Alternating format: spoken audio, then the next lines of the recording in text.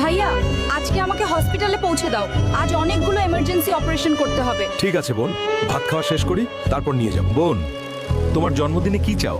ভাইয়া আমাকে একটা স্কুটি দিও। ঠিক আছে বোন, আজই শহরে গিয়ে স্কুটি দেখব। ম্যাডাম, এই স্কুটিটার দাম কত? শালা গরিব মনে হয়, পকেটে 1 টাকা নাই, আবার স্কুটি কিনতে আসছে।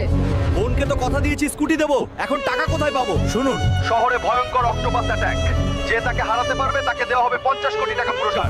কি? অক্টোপাসকে হারালে 50 কোটি টাকা? আমি হারাবো, আর 50 কোটি টাকা আমার হবে।